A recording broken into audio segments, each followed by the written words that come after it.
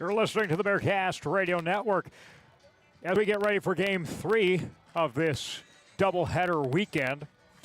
And Game 3 of the season, Austin Peay defeats the Bearcats in game number 2, 7-1. The Governors recorded 14 hits and broke the game open in the middle innings. Fourth inning, Valquez walked, Taylor doubled, and Martias delivered a 2-run single. In the fifth inning, Valquez hit a 358-foot home run as part of a 4-run frame.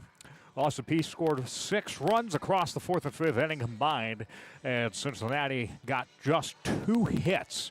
Caleb Appleby pitched 7 innings, 1 hit, and 6 strikeouts. Logan Knight, 4.1 innings, 6 runs allowed, and Cincinnati's bullpen limited the damage as they went through. Valquez went 3 for 4, 3 runs scored, 2 RBIs, and a home run. Taylor hit for 3 times and got 2 doubles. Matias, 3 RBIs, and Infelice scored the lone run for the Bearcats in the bottom of the 8th. My name is Eric Gonzalez. I'm joined alongside Miles Esempris. And Miles, not a great start for the Bearcats in the day, but what impressed you the most about Austin Peay in Game 1? And was pitching dominance the big change, or was it just timely offense? Well, not a whole lot was going right for the Bearcats. I definitely think how much of a hold Caleb Appleby had on the game influenced the outcome. I think it was up to his pitching that even though the Bearcats were getting a lot of bat on balls, they were getting a lot of contact, it only resulted in 2 hits. Those pitches were forcing the Bearcats to hit into the defenders, into the fielders, and on top of that, if you have good pitching, it gives your offense the confidence to go out there and do what they need to do, feel the way they need to feel. My pitcher has got me. I can go do my thing now. And it was a combination of those things that made Austin Peay almost keep the Bearcats scoreless, but ultimately resulted in a very dominant showing from Austin Peay. Well, Austin Peay now enters 5-5. The Bearcats are now 7-4. Hey, Sons, Austin Peay's lineup once again features Kyle Proctor, Ty Wisdom, Ray Valquez in the 3-hole, Zion Taylor in 4th, Cole Johnson, Andres Matias, Paris Pridgeon, Trevor Conley, Keaton Cottom, and Cade Shatwell. For the Bearcats, that's their pitcher, Cade Shatwell. For the Bearcats, Jackson Smith will be the leadoff batter. Derek Pitts will be second in right field. Quentin Coates, the first baseman. Jack Natilli will be catcher. Enzo Infelice, the designated hitter. And left field, Ryan Turinsky. Jackson Reardon will enter in third base. Charlie Niehaus will be playing shortstop. Colin Daniel in center field. And the pitcher will be Adam Brower. Now, the keys for this game going to be very important for Austin Peay. Stay aggressive at the plate. That was something they did very well early on in the last game. They got on base. They were able to really get the Bearcats at their own game and play small ball, Bishop ball. And they out-Bishop balled Bishop. They need to continue to attack early in the counts and build up that momentum again. And trust your contact hitters. Matias was fantastic for them, and that's going to be another opportunity for them to try and put runs on the board. Zion Taylor and Miles establishing an offense early, but what is going to be the most important adjustment for Cincinnati to make? And is Game 2 about a pitching reset, or is there some offensive efficiency that you got to get into a rhythm for? I think what they got to do is, I hate to say it, but weather the storm of Cade Shatwell. Cade Shatwell has pitched lights out all year. I mean, the stats just bounce off. He hasn't given up a run.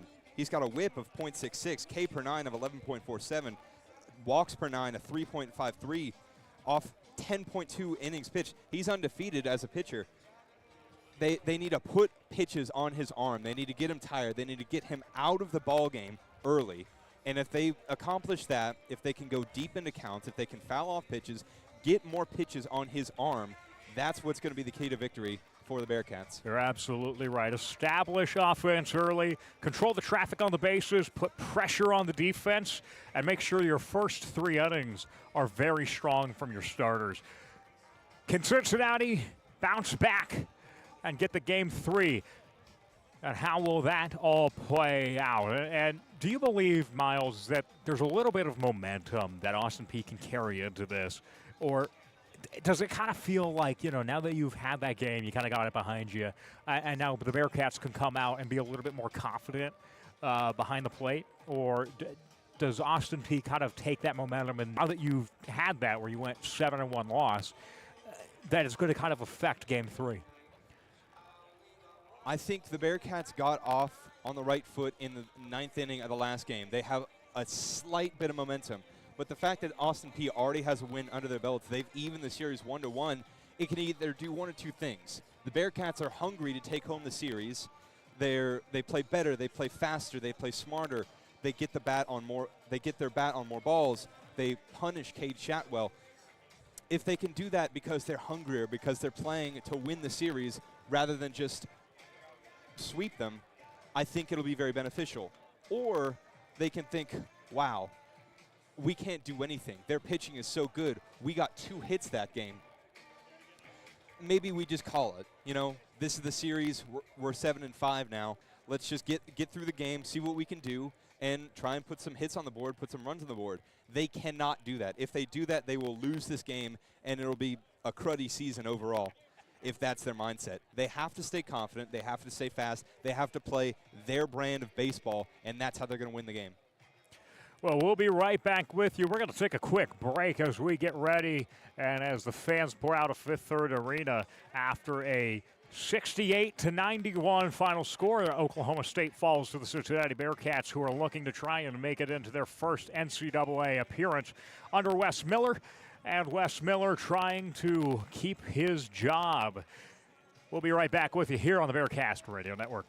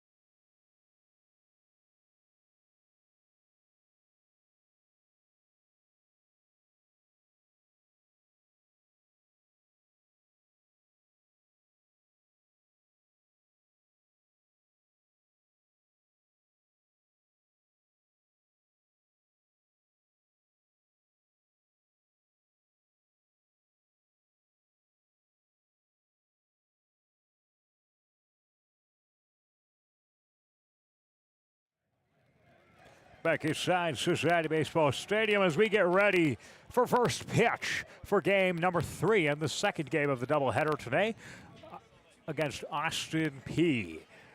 Last game ended, Austin Peay had 14 hits, and Cincinnati is looking to respond after only having 2 hits, 1 runs, and losing by 6 points. Game 2 set the tone possibly for the afternoon, but what do you kind of think? Any last final thoughts before we get ready to get into game number 3? Well, the boys are back in town, as the music might state. However, I do think it will be a bit of a pitching battle to start off this game. Of course, you've got Cade Shotwell. He's pretty much the Governor's ace.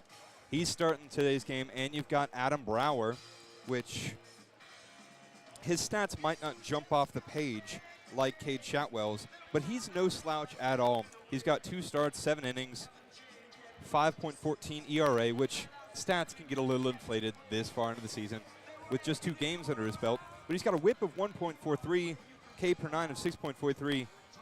It's going to be a pitching battle, but it's ultimately going to be a testament to Cincinnati's defense if they can range down these, short ground balls that Austin Peay has been accumulating runners with, getting consistent hits with these ground balls. If Cincinnati can close down on those, field them cleanly, and get consistent outs, I think eventually the Bearcat bats will light up, will heat up, and it'll be a Bearcat victory. The umpires for today's contest: home plate umpire Scott Wyckoff, first base Kirk Dominic, second base Sal Giacompantino, third base Mark Lolo. My name's Eric Gonzalez. I'm joined alongside Miles Eisenprice. Jeez, I've screwed that up all day. Everyone Out of all does. the names that I've screwed up, that is the one that I have consistently screwed up all day. Miles Eisenprice. Well, we're getting ready for first pitch here. Bearcats trying to respond once again, as we mentioned, from game 1 of today's doubleheader, where they were just behind all game, couldn't seem to find any bats. They had 1 hit in the second as Jordan Bischel comes out to confer with the umpires. And Roland Fanning, in his 4th season in the Atlantic Sun, leading Austin Peay, the Governors. There was a fun move Roland Fanning played there. He got into the batter's box before Jordan Bischel did, so he's already playing the mind games, which I really appreciate from the head coach. So far this season, Austin Peay has faced UNLV, Eastern Michigan, and Mississippi State. Last season, they had 45 wins. They went 45-14, and they're returning a lot of that core.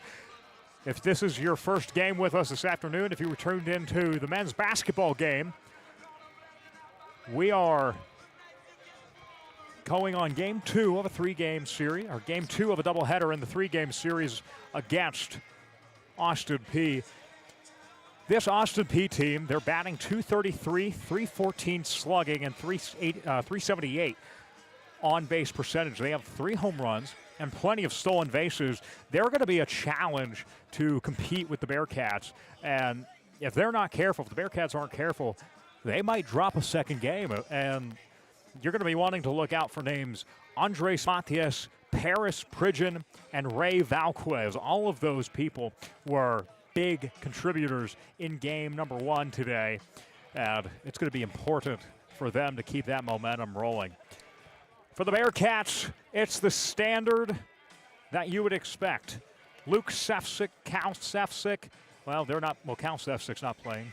Jack Natility, Quentin Coates is in, Enzo and Felice, Charlie Niehaus, another big name, and Derek Pitts. Derek Pitts, 9 home runs, and they still lead the Big 12 and the nation in stolen bases. They had, I think, 3 or 4 in the previous game, and I think that was a big key to the limited success that they have. They were able to make the pitcher, Caleb Appleby, who had been so good and so dominant, force him to make an error. They made him uncomfortable on the mound, and ultimately it's what kind of got a little bit of those bats going. But ultimately, I think for the Bearcats, Austin Peay has the momentum going into this. They had a little flare at the end of the game, but Austin Peay has the momentum.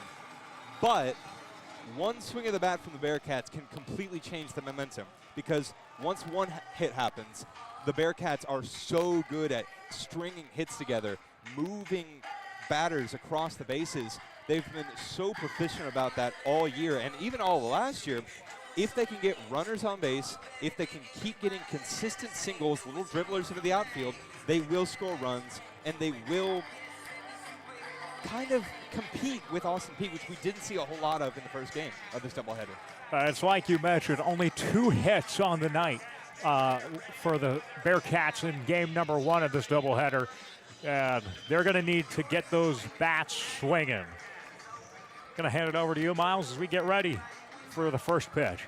The Bearcats take the field as the first 3 Austin Peay batters will be Kyler Proctor, second baseman righty, Ty Wisdom, number 26, the right fielder, he bats lefty, and Ray Velazquez, he's the third baseman, also batting righty. On the mound today for the Bearcats is Adam Brower. Again, I mentioned earlier before, he wears number 16, and just his 3rd start of the season. Again, he got off to a slower start given in his previous 2 starts. He hails from Tinley Park, Illinois, stands at 6'1", 200 pounds. One of many experienced pitchers. He's a redshirt senior, and the Bearcats have a lot of very experienced arms in that bullpen in the starting rotation, which I ultimately think is to their benefit. Behind the plate, we've got Jack Natilli. He was in the DH role in the game before, but he and Enzo Infelice have swapped places. Ryan Taransky takes left field again. Jackson Reardon will take third base in place of Christian Mitchell, who they may want to use as the pitcher, as he is a very prolific two-way player. Daniel Conlon, one of their faster players, he takes the start in center field as he is bringing up the 9-hole. Of course, Jackson Smith, second base. Derek Pitts, number 42, he's in right. And Quentin Coates, the home run hero of the first game on Friday, he will start at first base, number 25. More on that homer from Friday. That one went 415 feet over the dead center field wall to edge out a brilliant comeback for the Bearcats in the 9th inning. Now, that was a very impressive hit. This is a very long, very tall outfield wall. So seeing that go dead center to the longest part of the field, absolutely impressive right off the batter's eye. And we are just about underway here as Kyler Proctor climbs into the batter's box. Brower steps on the rubber. And we are underway as the first one is swung on and fouled back directly into the Performance Center. That one may have broken a window.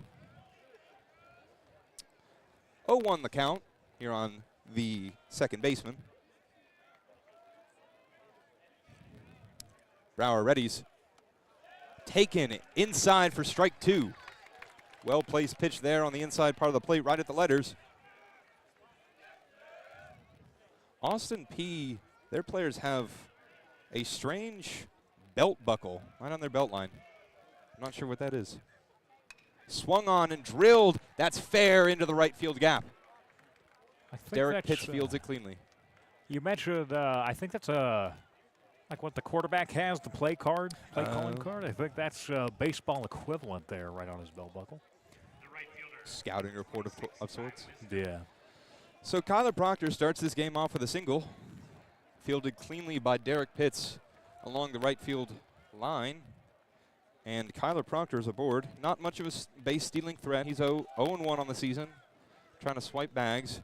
But number 26, Wisdom, steps in a bat, and he'll take a first pitch strike. Now, do not be surprised if we see a lot of base stealing action from Austin Peay. That's what they have liked to do against the Bearcats. They've been very good at it. Not a lot of attempts, but we see one fouled straight back. The 0-1 is fouled straight back into the net. Now 0-2.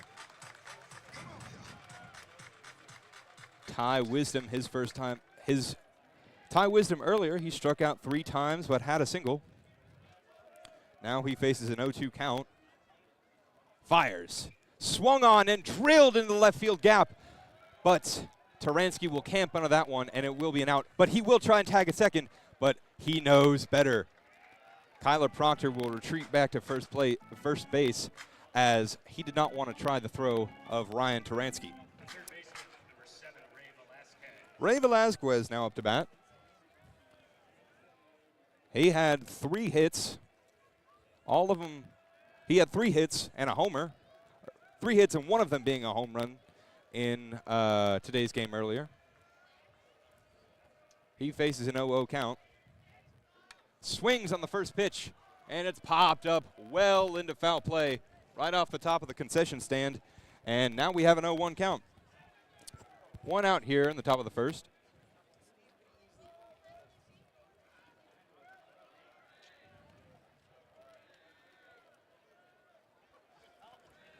Brower readies the second pitch and throws back to first. Proctor in there well in time. Brower wanting to check on that speed at first base. Plenty of pickoff attempts to come in this game. Both teams like to try and run, so expect to see a lot of. And he throws back again. Like clockwork. This happened in the last game when the Bearcats were hitting in the first inning. I believe it was Taransky. He notched a hit, and Caleb Appleby felt very uncomfortable, threw over a bunch of times and had an unforced error as he threw it behind the first baseman. And the 0-1 swung on and fouled back. That's strike number 2. Ray Velasquez, number 7, batting righty. 0-2 the count. So far, Brower has been efficient. Just 7 pitches this inning. That's what you want to see. Throw over again. In time once more. In the last game, a lot of pitches from Bearcats pitching had to go deep into the bullpen. Some of that due to giving up runs, but want to try and. Fires the 0-2. Swung on, and that gets through the gap right under the third baseman's glove, and that will be another hit for the Governors. And the good news about that is they were able to catch that into the left field. It keeps the runner at second base, stops the run, getting ahead early. Now just 1 man in scoring position, but 2 ducks on the pond. Zion Taylor will step into lefty batter's box as Brower will take his sweet time to get into the rubber. Zion Taylor last game, 3 for 5, 2 runs scored, 1 RBI, 2 strikeouts. Brower checks on the man at second, fires, and that is a deep drive into center field. That might go. It might go. And it's caught at the wall. What an amazing diving catch from the center fielder. Oh, my. A phenomenal catch all the way up against the wall. He jumped at the midway point of the warning track and did almost a front flip to land on his back to make the catch. Oh, my! And the runner who was going to tag from second stays at second with a very impressive throw all the way from the warning track. At Bearcats Baseball Stadium, who is now filled with plenty of fans. Conlon Daniel, have yourself a day. Goodness. Okay, I got to calm down. Cole Johnson up to bat now, number 34. 2 outs now. On the back of that incredible catch from Conlon Daniel. Gets the first strike in the box. 0-1 the count now.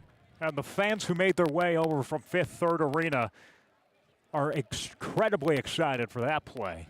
There's some energy after game number 2. Felt dead for a little while. Second strike. Got some life. Second strike misses just outside. 1-1 the count now. 2 outs here in the top of the first. 2 men on. Velasquez on first and Proctor on second. He rushes back to second, and it's through to the center field gap. The pickoff attempt goes wayward, and now there are 2 men in scoring position for the Govs.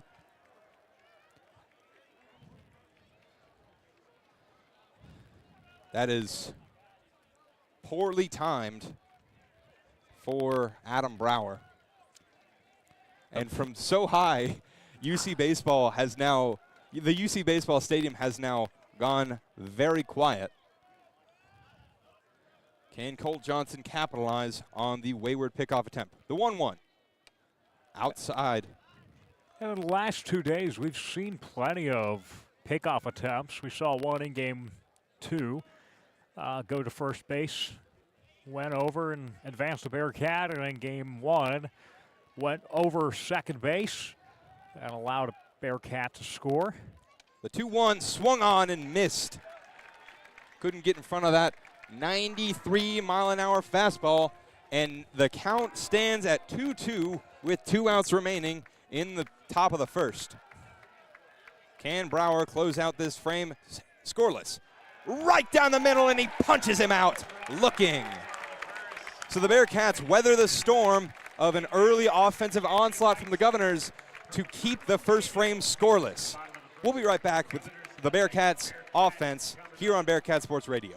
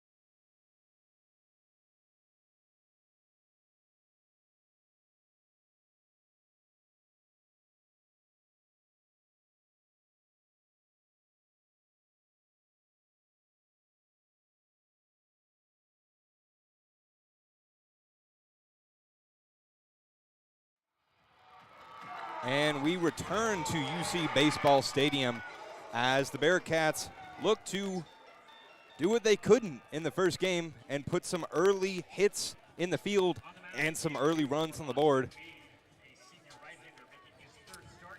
And Jackson Smith will be the first one to lead us off.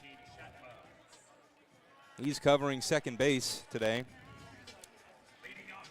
Jackson Smith just earlier had 2 at-bats, walked once, struck out twice, hoping to put a ball in play this time. Cade Shatwell readies his first pitch. Fires. Swung on and flown well foul to the left side. Jackson Smith, the lefty, has the advantage over the right-handed pitcher. Thinks about a swing, doesn't, and it's called a ball. 1-1 now, the count. Bottom of the first here. Shatwell readies. Gets the pitch he likes. The 1-1. Outside, called a strike. Jackson Smith now 1-2.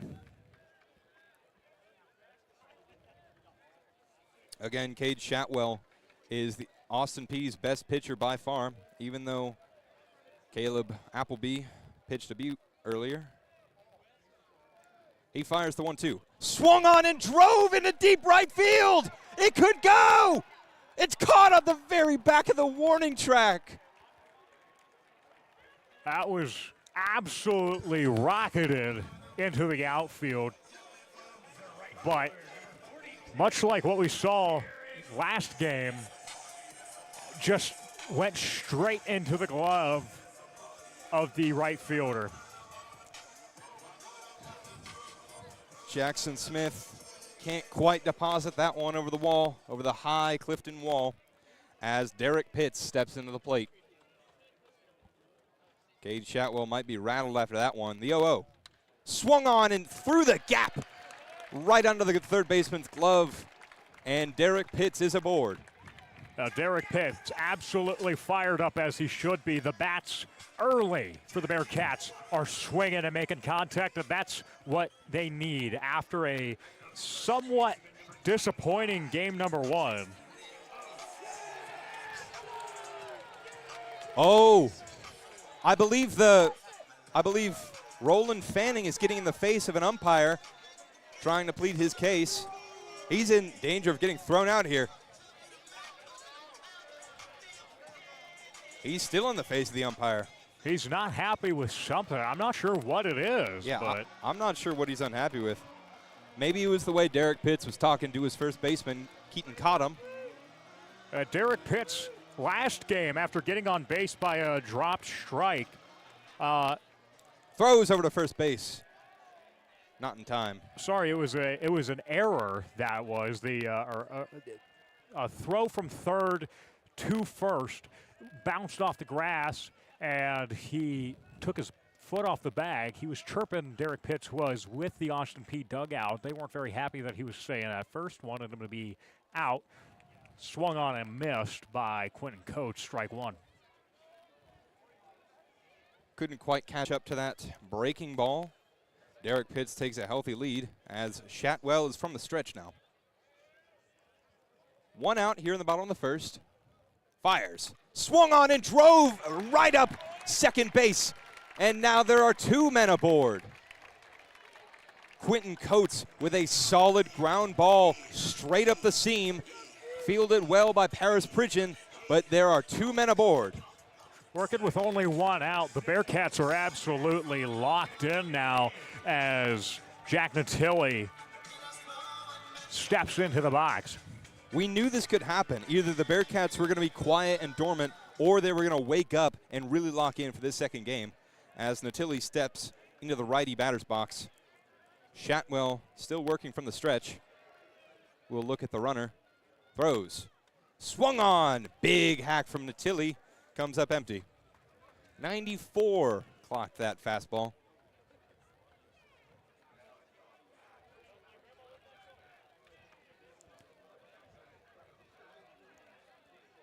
Chatwell again looking at Derek Pitts. Throws. Swung on, grounded straight to the second baseman. This might be two. 1, 2.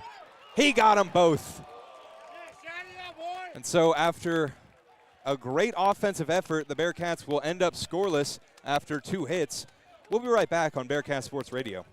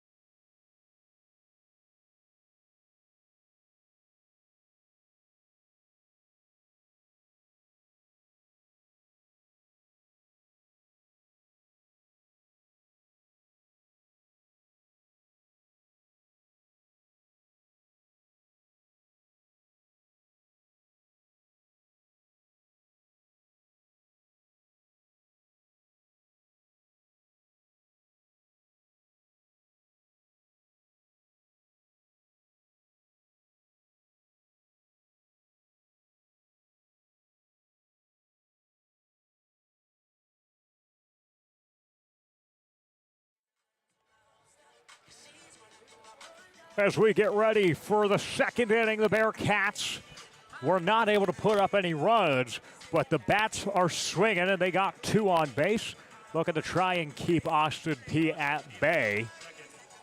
Unlike what they were able to do last game, gave up some runs early. Adam Brower will take the mound once again. Brower gave up a couple hits, had 2 runners in scoring position, and Andres Matias will step to the plate. Matias in game 1, 4 appearances, 3 hits, 3 RBIs, 0 strikeouts.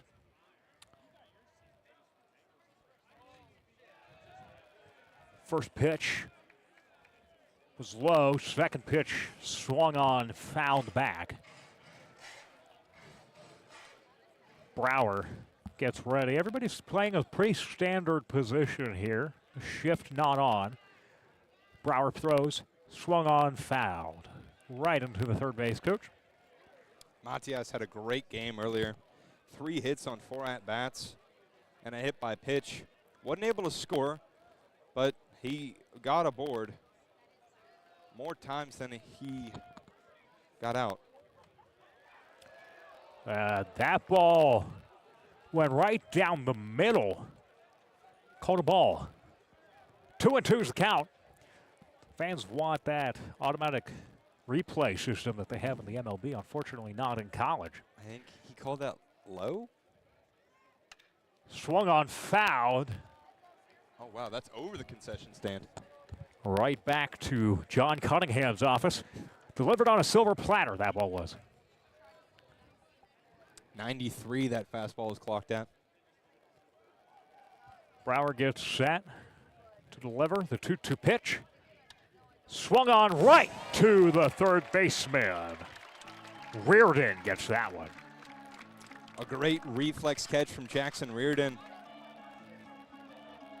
Sticks his big paw up and comes down with it. Good work from the hot corner.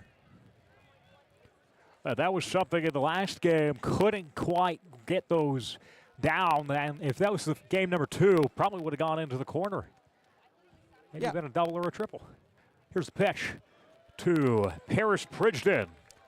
It's been a very different game so far. The Bearcats feel alive. They seemed very sluggish in the opening game of this doubleheader.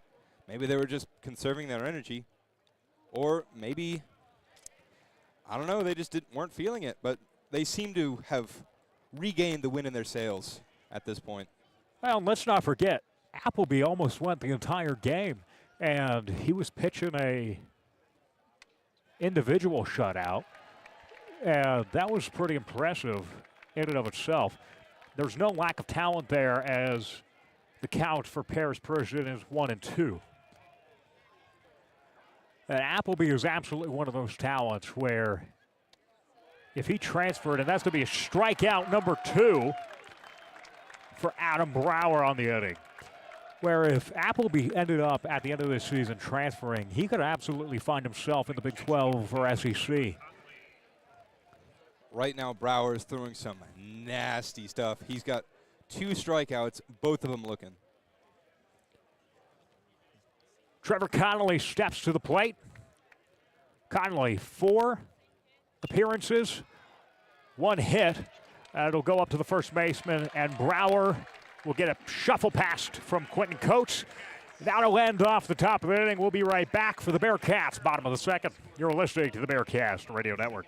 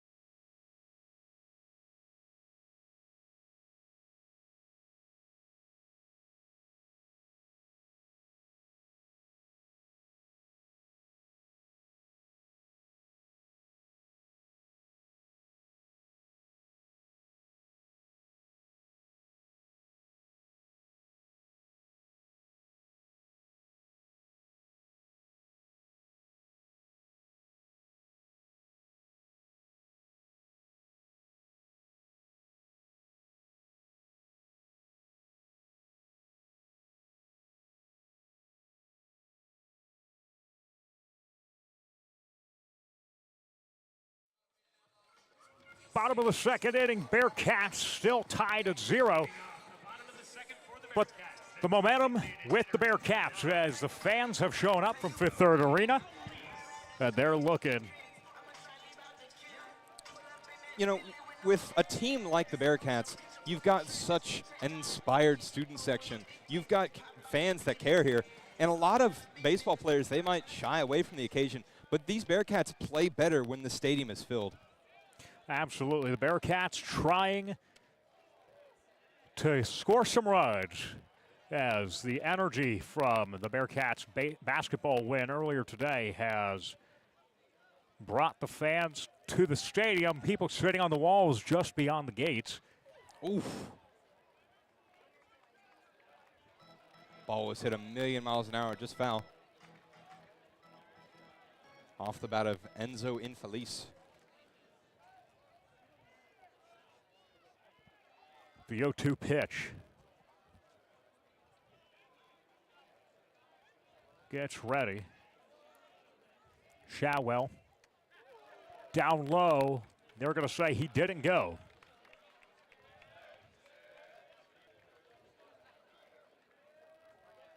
You see, something that Jordan Bishel implemented is all the Bearcats, all the players are sitting. Oh! Rip into left field down the foul line. That's going to be 2. And that's how the Bearcats open. Enzo Infelice gets his first double of the night.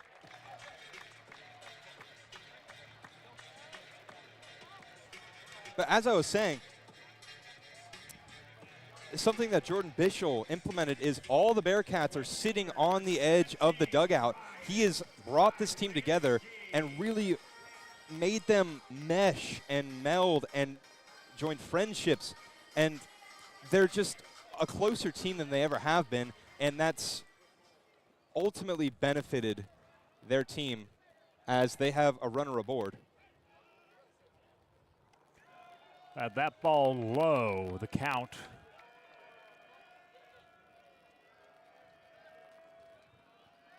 One and 0.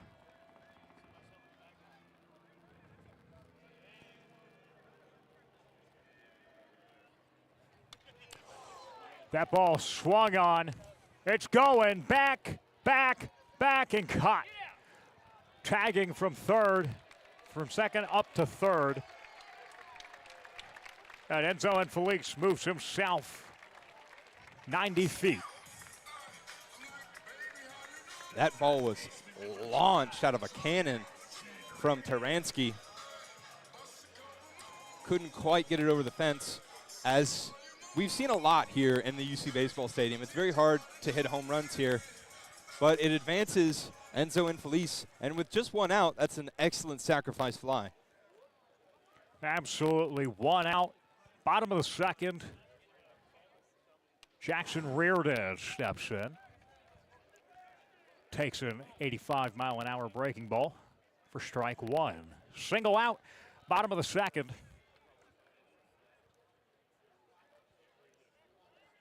One runner at third base. It's Enzo Infelice. Shadwell delivers in there for strike number 2. Something I mentioned in the first game that I thought would be more of an issue is the sun. Right now, the clouds have come over it. Sun is not going to be an issue as much as it was for the first game for these outfielders. And that ball going to be low and outside for ball 1. Count is 1-2. Bottom of the second inning.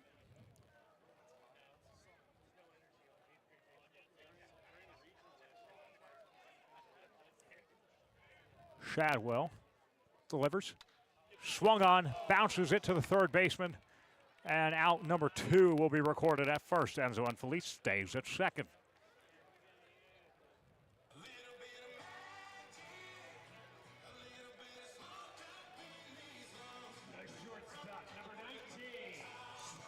We didn't see Charlie Niehaus in earlier's game. He was left on the bench, but he drew the start today, sitting at the hot corner, replacing Mitchell. Niehaus gets strike number 1 for the first pitch.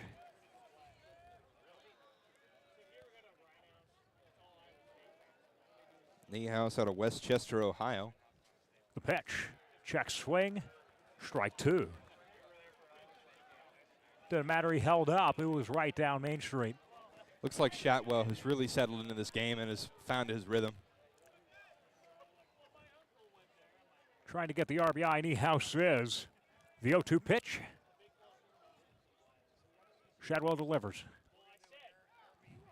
They're going to call it a strikeout. That'll end the inning. We'll be right back on the Bearcast Radio Network.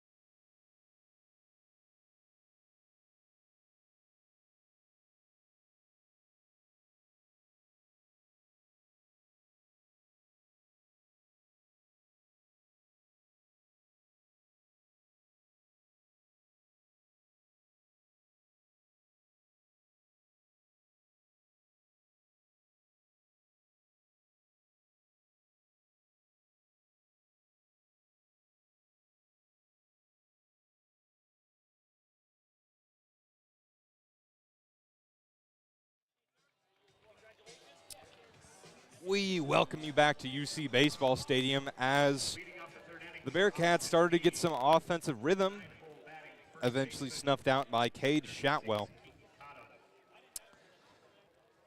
Keaton Cottom steps up to bat. Brower still on the mound. Cottom in earlier's game scored a run on 5 at-bats as that gets in there for a strike. 1 strikeout. He left 6 on base stranded. Again, Cottom not the Governor's most prolific hitter.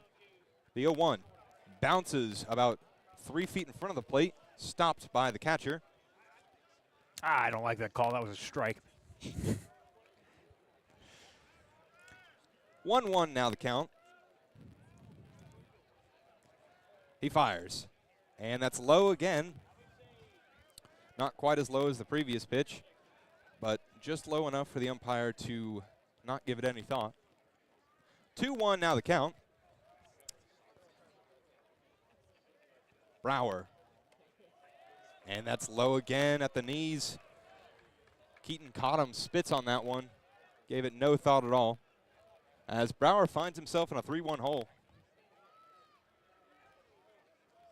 The 3-1. And that's fouled just up the first base line. Fills the count up on that 90-mile-an-hour breaking ball. Now, the third inning was the last inning in game number 2 where the Bearcats were really able to hold on. And the fourth inning was where it started to kind of fall apart for them. So hopefully Brower can be a little bit more consistent. Through the windup. Payoff pitch, grounded to third base. The throw to first in time.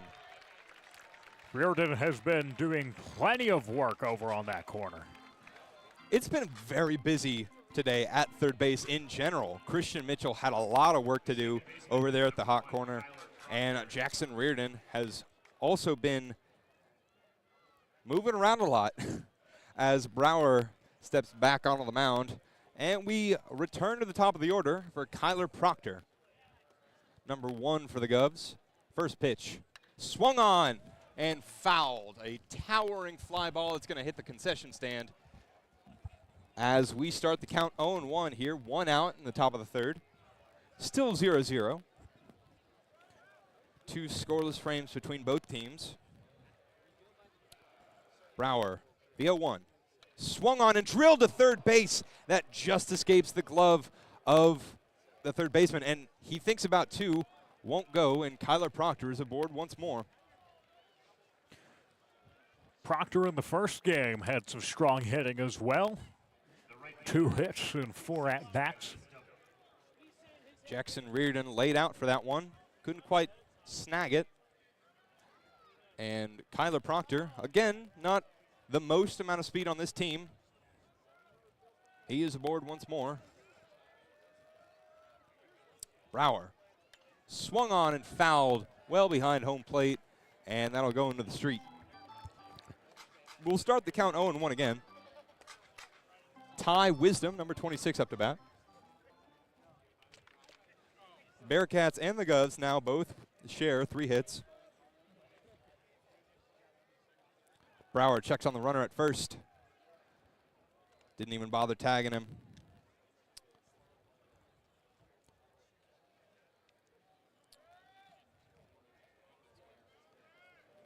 Ty Wisdom working out of an 0-1 deficit. And the runner goes. A great pick. Swung on by Ty Wisdom. Great pick from the catcher. Unable to get it out of his glove to throw down to second. And that will be Kyler Proctor's first stolen base of the year. No attempt made on the pickoff either. Don't blame him. You don't want to give up more bases than you have to.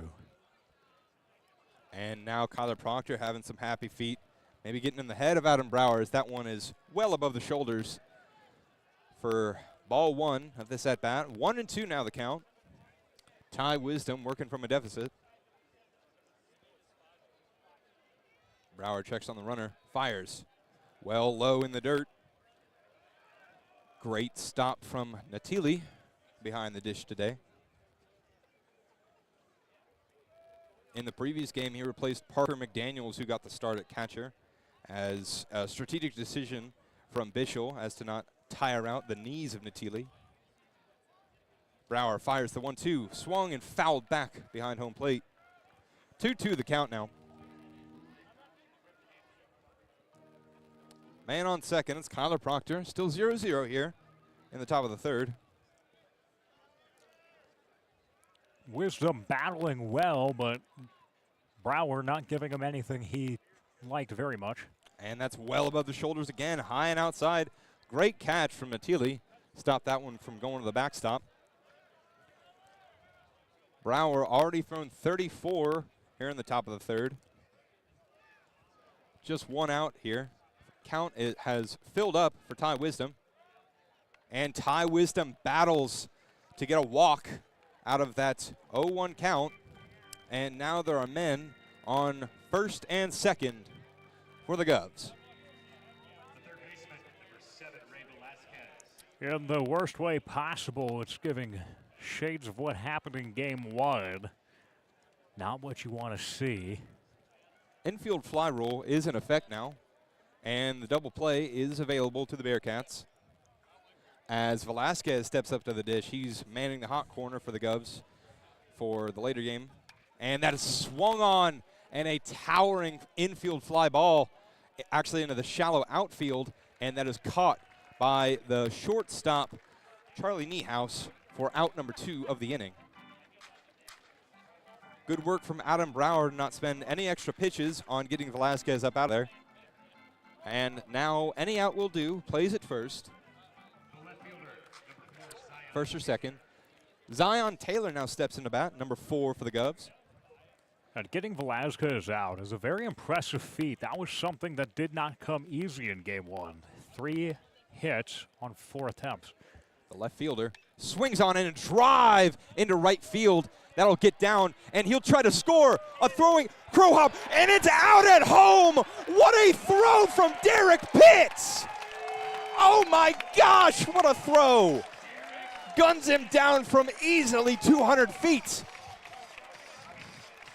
Out by several steps as well.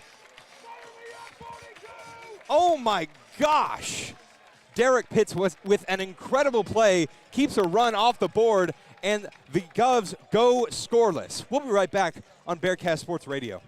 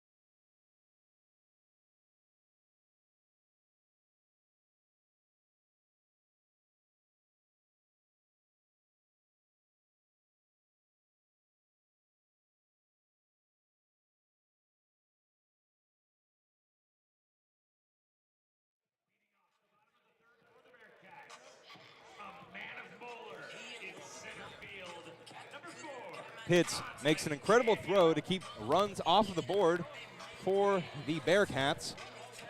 Conlon Daniel, who made an incredible catch of himself earlier in this game, steps up to the plate.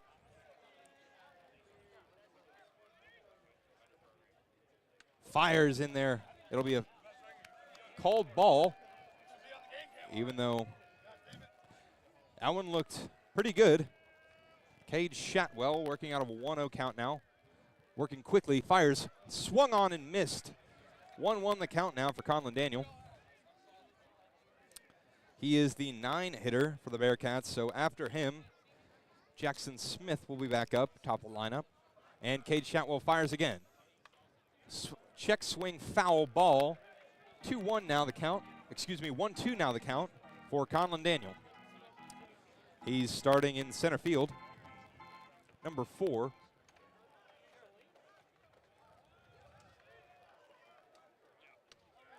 And that is called strike 3. He goes down looking.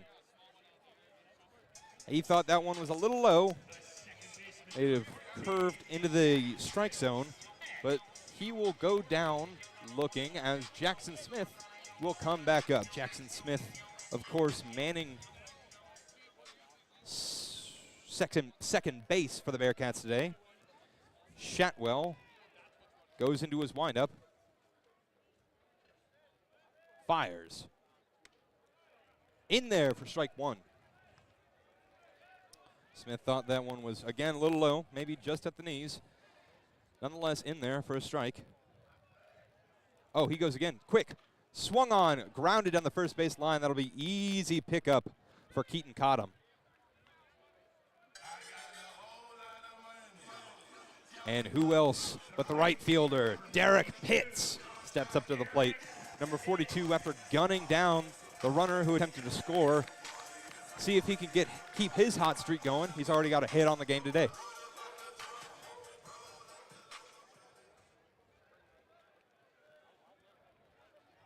God, if he gets a hit, the amount of trash talking he's going to do. Shatwell still waiting, messing with the hitter's timing. Pitch clock still going. Into the windup now. Fires. Swung on, fouled back. 0-1 now the count. That's something Shatwell likes to play around with a lot, is the pitcher's timing. He'll get on the rubber and then wait as long as he fancies. Appleby was doing that in the first game. Waiting all the way down till that clock got to like Fires the 0-1. 4. And that is driven into center field. It's a long fly ball fielded by Paris Pridgeon.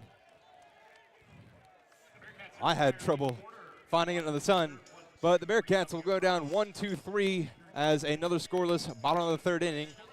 We'll be right back on Bearcat Sports Radio.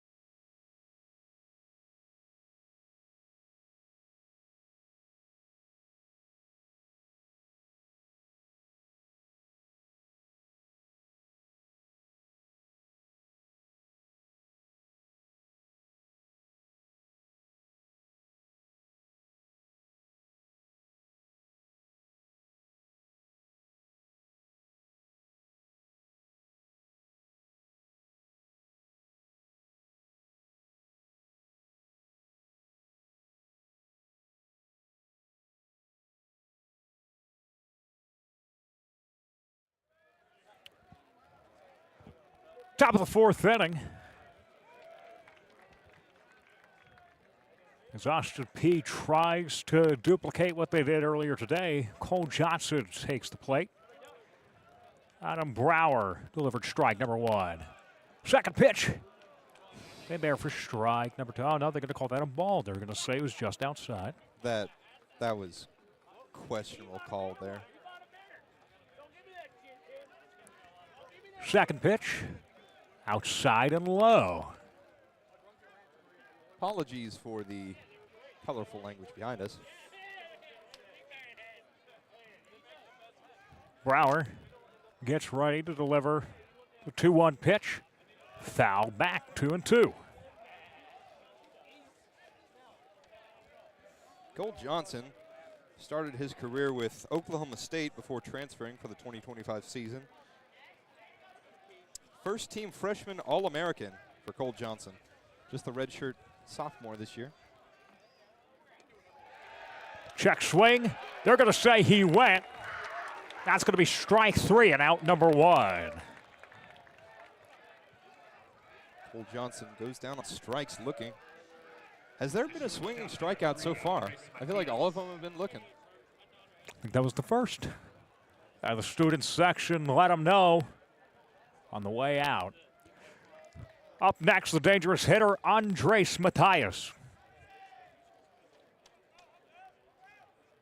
Had 3 hits in today's earlier contest. Delivers. We're going to say that's high and outside. Ball number one, 1-0 count, single out. Top of the fourth inning. Scoreless thus far. Slows him down with that 72-mile-an-hour curveball. In there for strike number one is that one.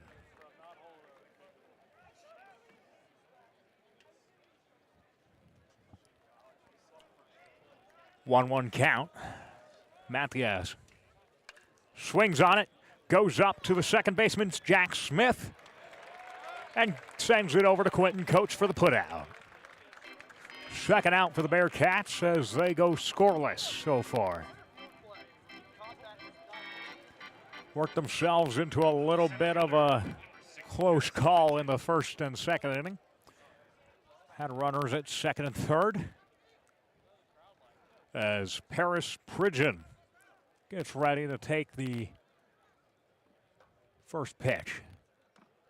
There to say that's in there, strike number one. Another slow breaking ball. Brower is really messing with the timing here, alternating between fastball, breaking ball in a very great way. Second pitch. Says that's in there, strike number two. 2 outs, 2 strikes, no balls. Top of the fourth inning. He's almost out of this fourth inning, and he's only thrown 51 pitches. Brower gets set for the 0-2. Swung on, bounced over to Reardon to Quotes. They're going to say he's out. That'll end off the top of the fourth. We'll be right back on the bottom of the fourth on the Bearcast Radio Network.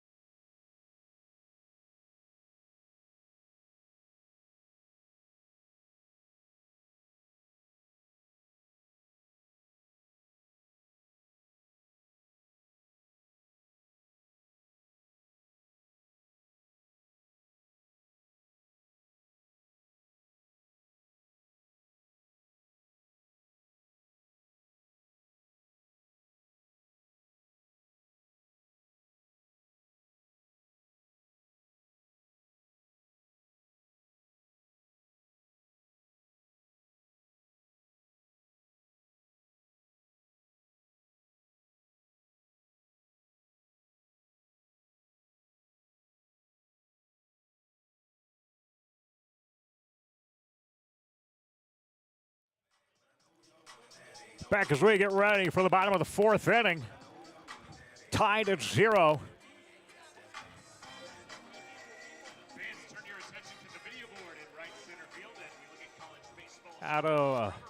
Not Adam Brower. Kid Shotwell going to be continuing for a fourth inning of work. Pitching for Austin Peay, the Governors. Leading off the bottom of the fourth for Cincinnati, the three-hole batting first baseman for 25. Quentin Coates going to be batting for the Bearcats. The three-hole hitter walked off the game Friday night. Gets the first pitch, and there for strike number 1.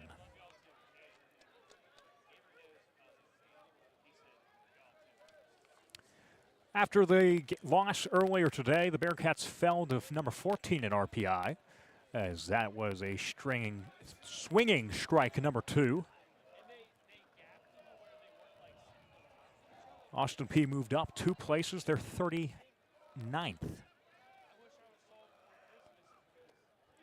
Check swing. They're going to say he went as well. And that's going to be out number 1 for the Bearcats. Bottom of the fourth inning. The catcher number 7, Jack Tilly.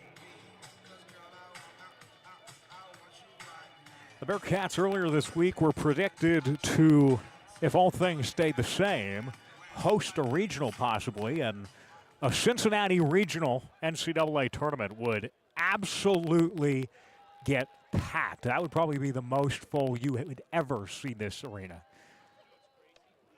First pitch to Jack Natilli goes high. It's 1-0 is the count, 1 out. But if the Bearcats hosted a regional, that would be just an absolute generational run. Second pitch, outside ball 2. 82-mile-an-hour curveball. Bearcats, with the loss earlier, fall to 9th or 10th in the Big 12. They're going to go second to first on a ground out. Turn the 4-3. Excuse me, they fall to 8th in the Big 12 standings. Enzo Felice takes to the mound, or to the plate.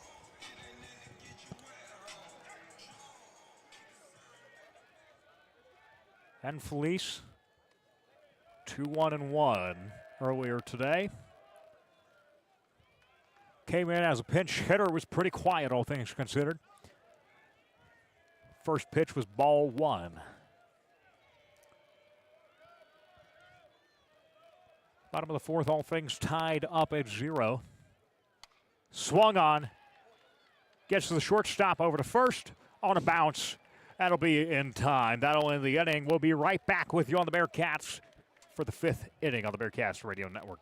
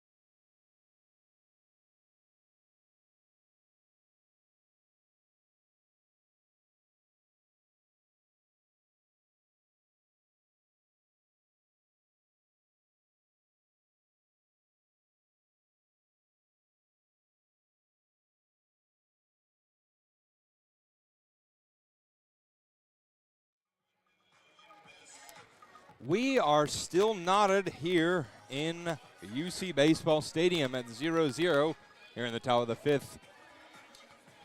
Bearcats looking to keep it scoreless as he only has 54 pitches on his arm, so he is good to go for an inning or two if it goes well. Trevor Conley steps up to bat. He's number 2 for the Governors. Adam Brower trying to change the narrative from what happened in the first game of this doubleheader. Swung on and grounded to the second baseman. That'll be a routine play for the second baseman. Down in one pitch. A nice simple 4-3. You know, I always wanted to learn how to score a baseball game on like the sheet. You know, with the 4-3 and the little bases. I don't know, 4-3 and the little bases. I don't know. Just always something I wanted to do. Keaton Cottom steps up to bat. Number 36. Brower fires. Swung on and drilled out to deep. Brower fires. Swung on and drilled out to deep right center field, and that will be tracked down. Derek Pitts has been a black hole over there in right field as that one was hit solidly in the gap, ranged and found on a good jump by Derek Pittman, and 2 down in a very short period of time. We'll bring up Kyler Proctor. We are back to the 1 spot in the lineup for the Governors once again. Pitts and Daniel both were, as that ball was fouled over into the Bearcats dugout. Pitts and Daniel have been absolutely running around for the last couple of games. Pitts in game 1 of the doubleheader, and now on this one, and that ball was swung on and missed. Big chop. Now Brower finds himself up 0-2.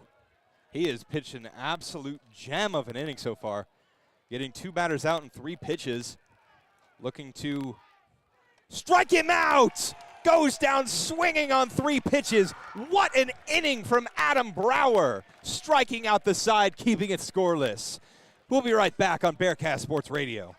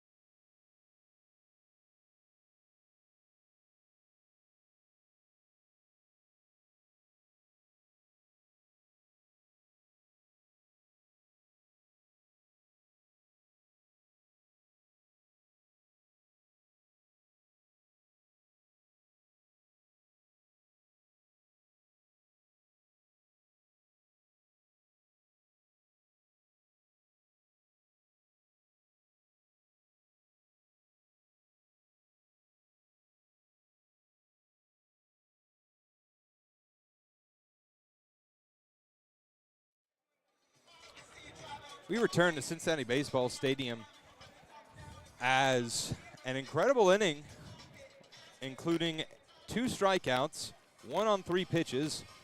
Just 1 strikeout on 3 pitches, 1 ground out and 1 pitch, and then a ranging fly ball hawk down from Derek Pitts brings Ryan Taransky back up to the plate.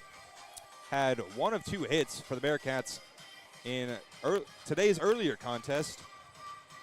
He looks to replicate at least a part of his success from the earlier game as Shatwell goes into his windup, fires, hits him in the back. 94 miles an hour to the spine. That one looked like a statement piece. I mean, most likely an accident. But that you don't get him too often right in the middle of the spine. And he sprints to first base. Baseball Stadium is fired up right now as Jackson Reardon sprints to first base. Shotwell has hit 2 batters on 2 pitches as Charlie Niehaus, the starting shortstop, will climb into the righty batter's box, maybe slightly more timidly than he would had those previous 2 pitches not occurred the way they did. But Shotwell still working out of the stretch. Checking on the runner at second. Fires. Bunt Goes up. It was an orchestrated double steal attempt on the bunt attempt. The bunt attempt goes skyward. Foul. They'll try it again. 0-1 now the count. Shotwell looks at the man on second. Fires. Bunt attempt again. That one will go high. 1-1 the count now. And the Bearcat dugout is getting loud. The Bearcat Stadium is getting loud. They're trying to put as much pressure on Shotwell as possible right now. He seems very concerned with the man on second. Here's the 1-1. Bunt attempt again. That one will go low in the dirt. At this point, it looks like Shotwell is just guessing where it's going at this point. He's thrown 1 above the head, 1 at the knees. He's found the strike zone once, and he's hit 2 other batters. Shotwell. The student section let him hear it. And he That bunts, ball and he goes sends up. it up again. Catcher will range it down. Catcher finds the foul ball off the bunt in foul territory. And that will retire Niehaus. Well, the best part is it's only the first out of the inning. Conlon Daniel now coming up.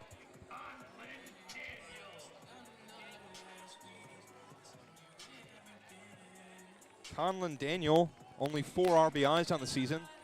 Looking to notch a hit into the outfield. They have the second base side wide open as the shift is applied to keep pressure on Taransky on second.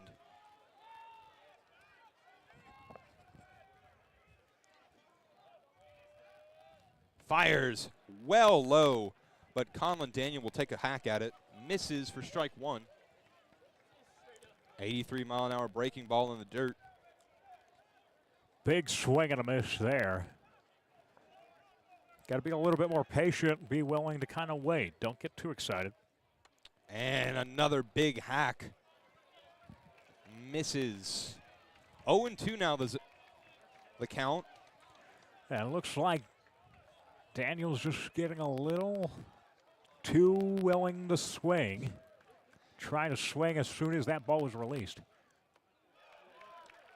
And Shotwell, after losing a little bit of his control, seems to be hyped up after his catcher made a big play for him. He's finding his rhythm back, and he's put, good pitches out there. Gotten Conlon Daniel to swing at a couple of them. He's staying from the stretch. Bottom of the 5th inning, he fires the 1-2, and that is dribbled up to second base. It'll be 1. He's safe. He is safe at first. Conlon Daniels legs out the single. That was just a misplayed throw. Kind of caught it, tripped up a little bit, had to underhand it. Wasn't able to get the speed on it and the momentum to get the out at first. And that'll leave the bases loaded for Jackson Smith. Who else but Jackson Smith? He's had 2 ABs, 2 groundouts so far. Cade Shotwell now dealing with ducks on the pond. 1 out still here in the bottom of the 5th. 4 hits for the Bearcats. And now if Jackson Smith does get out in some way, form, or fashion, whether it's a strikeout, you have Derek Pitts if you're able to keep everybody else clean. Not turn the double play ball. As the first pitch will be outside for a ball. 1-0 the count to Jackson Smith. The fans are definitely letting him know it now. It is rowdy. From the windup. And that'll just creep in the bottom left corner, excuse me. Inside corner on Smith, the lefty. 1-1 the count now. Jackson Smith in a very pivotal point in this game. This is when the Governors took a hold of the last game. And a line drive into the gap in left center field. That'll score 2, maybe 3. Smith rounding second, and it'll score 3. And Smith thinks about third. He'll go back to second, and a 3 RBI double for Jackson Smith.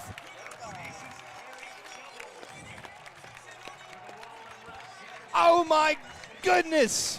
An absolute offensive explosion for the Bearcats. When we said they were going to flip the script earlier, I didn't quite mean literally, but I am more than happy with that. As they do a quick conga line through the Bearcats dugout, Derek Pitts comes to bat, runner at second, looking to try and extend the lead. Shatwell is not out of the woods yet. You still have to deal with Derek Pitts and a man in scoring position. Shatwell working from the stretch. Fires. Called a ball. And in a way, a 3-run triple is almost worse than a grand slam. Because with a grand slam, at least you get to, reset. You get a fresh start. This, you still got to deal with men on base. Fires. Huge hack from Derek Pitts. Couldn't quite find the ball. Count 1-1 now. Pitts wants to go the mile. I mean, if you're in the box to do anything but go yard here, I think you're in the wrong sport. Shatwell working from the stretch. Fires. Line drive up the middle. That gets past the second baseman. Jackson rounding third. He'll stay, and runners are back on the corners. Derek Pitts single keeps the Bearcats well on the bases. That puts them 2 for 3 on the night. Quentin Coates, another dangerous hitter, also has a single and a strikeout. And let's not forget that massive 414 home run dead center that he had on Friday night. At what point, Roland Fanning's got to be thinking about his bullpen. Because if you give up another run here, I think you have to go for another arm. Pitching to Quentin Coates, the righty. Fires from the stretch. That'll sneak in there. Caught the Titan inside corner. Now, we don't have a great view from here where we're at to the Austin Peay bullpen, but Fires. I would imagine. Shot up the middle. Snagged by the second baseman. A leap from Kyler Proctor keeps that one in the infield and finally puts that second out on the board for the Governors. Shatwell now with 55 pitches on his arm, Jack Natili steps into the righty batter's box.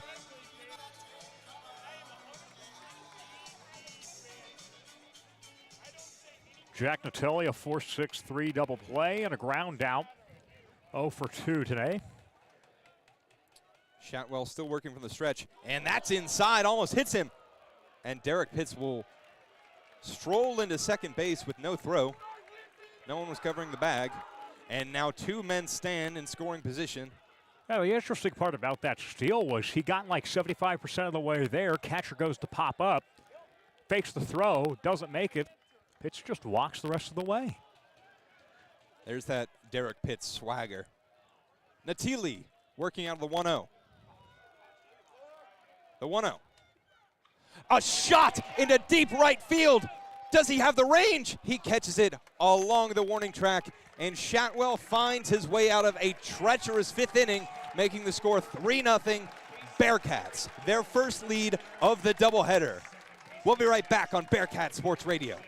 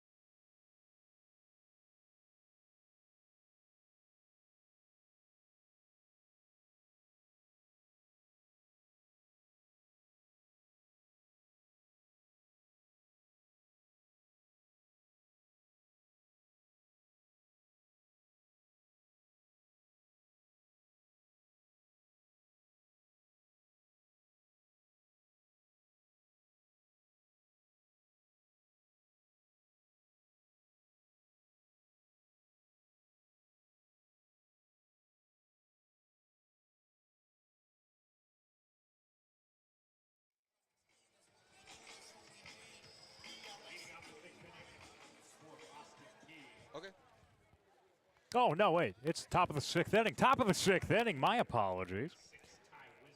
Ty Wisdom up to bat for Austin Peay as they trail by 3.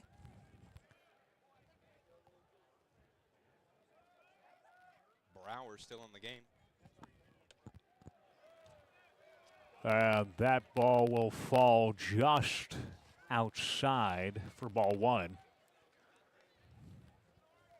Wisdom so far has gotten a base on balls and a fly out.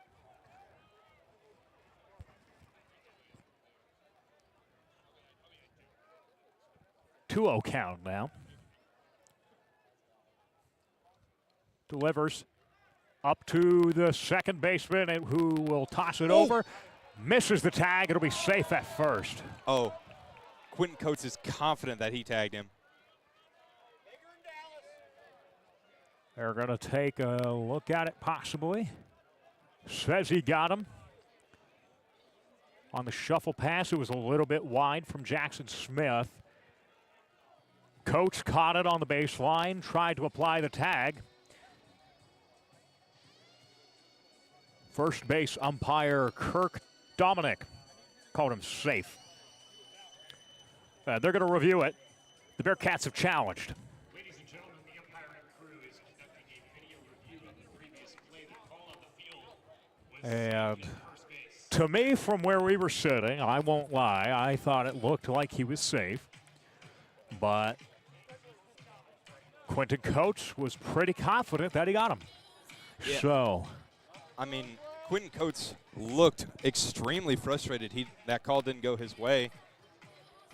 So, I don't know who to trust, the umpire or the man who tagged him, allegedly.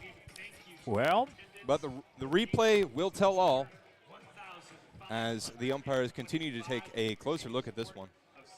either way, the next person up to bat, Ray Valquez, 1 for 2 on the night.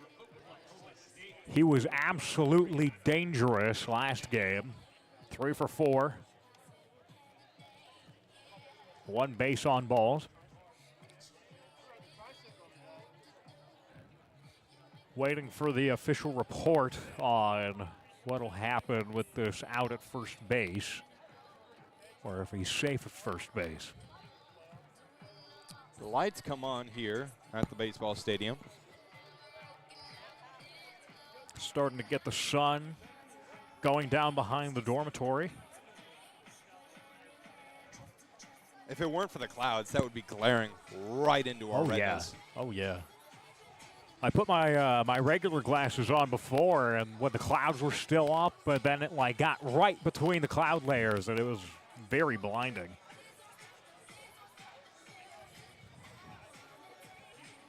The sun about to set behind Skittle Hall.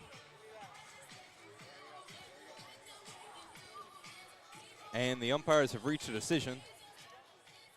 Call on the plate. They're going to say he was out. Quentin Coates applying the tag. And that is out number 1. Up next, Ray Valquez.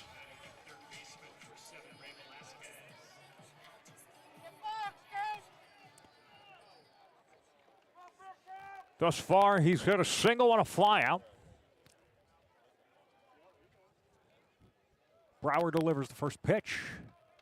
That's just going to be outside. 1-0 is the count. Bearcats leading 3-0 at the top of the 6th. Delivers, swung on. That ball goes right to Derek Pitts in the outfield, and he'll catch it. It's a can of corn.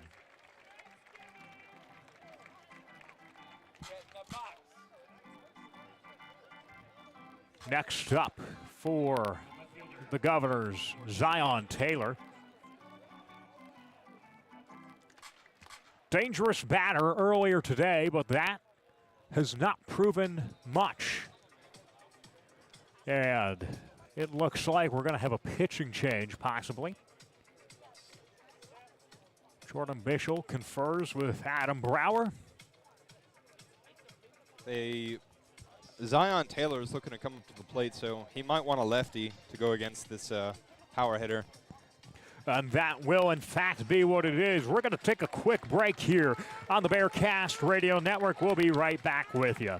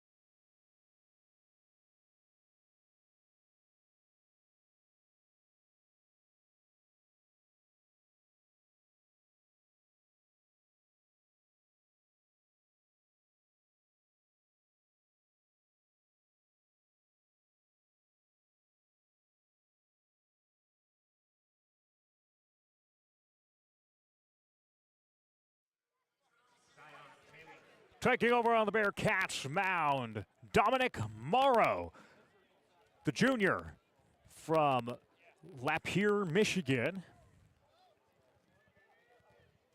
This season, he has a 2.57 ERA, a single win.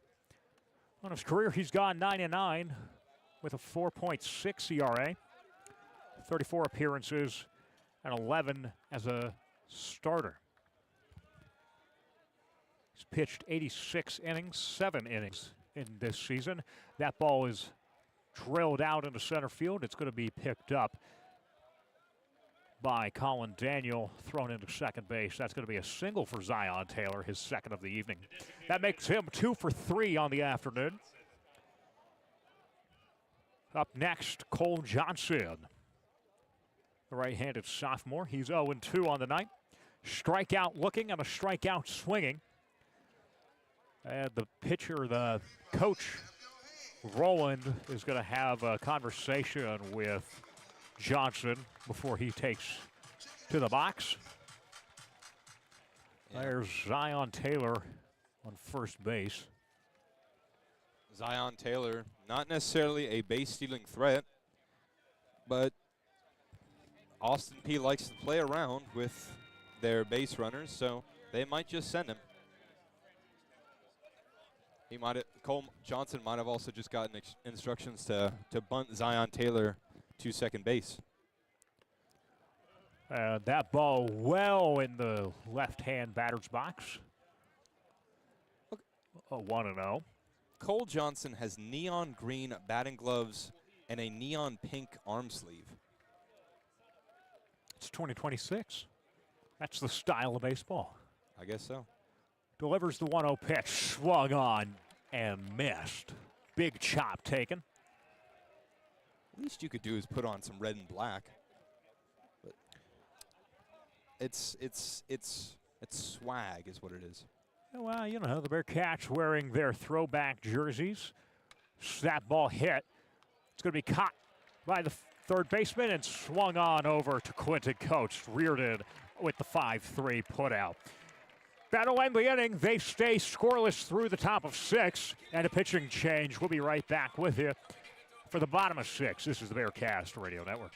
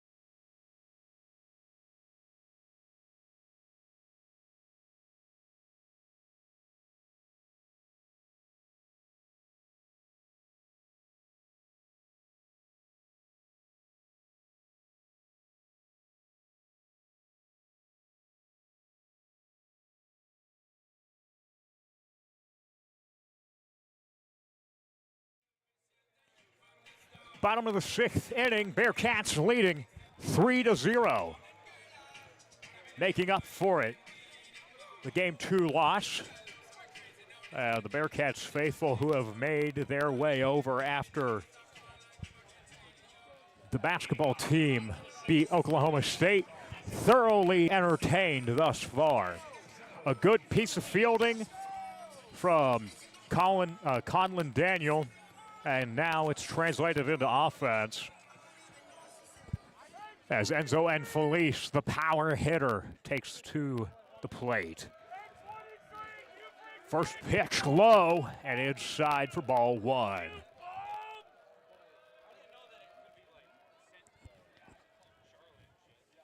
Cade Chatwell still pitching for the Governors. Delivers the second pitch. That ball swung on. It's going back right to center field, and it's going to be caught by Paris Pridgeton. A well-hit ball just didn't have enough exit velocity on it. Enzo Infelice has got heavy pop in the bat, especially for a freshman. And he sent a couple balls out there. Hasn't gotten on base a whole ton. He got a hit in today's earlier contest. But he definitely has a lot of potential, especially for a freshman. Ryan Taransky takes to the plate now, and Enzo Infelice is a guy who I hope we get to see for a very long time in a Bearcats uniform. That is a fantastic hitter. Taransky is the man who started the offensive outburst for the Bearcats in the 5th inning. Hit by pitch, he was the first batter of 2 back-to-back. Count is 1-2, 2 strikes now for Taransky. Gets ready, delivers, swung on, and it's going to be fouled right on the Corey Ave. Just short of the ROTC building.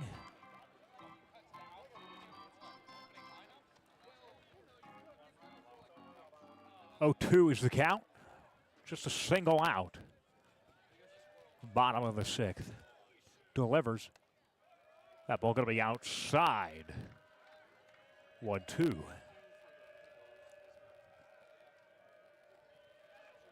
Shatwell gets set.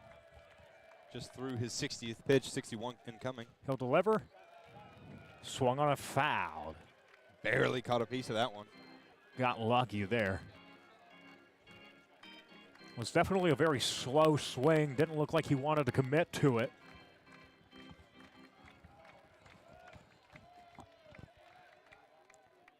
That ball in the dirt, low. Ball number 2, count is 2-2, just a single out. Bearcats leading by 3 at the bottom of the 6th.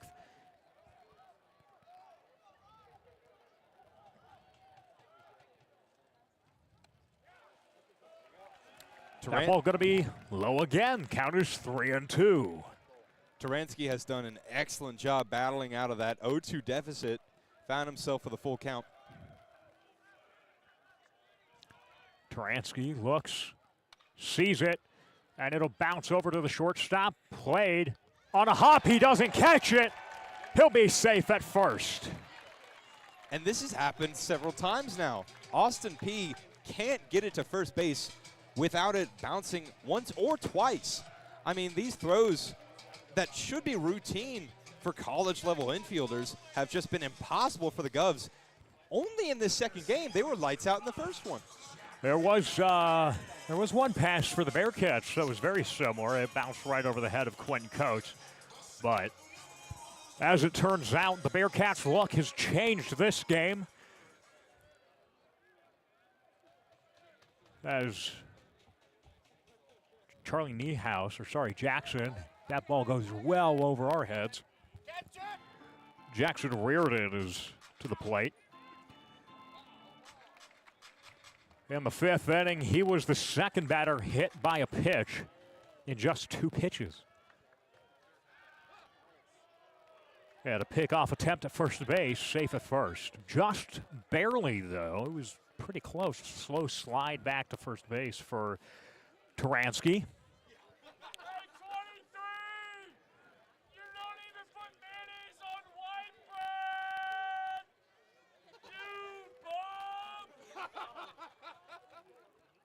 Some banter from the crowd. Is fouled off by Reardon. You know, sometimes I think baseball fans, you know, are the best fans in the world. Not a lot of them are nasty. They're just here to have a good time. But some of them can be loud.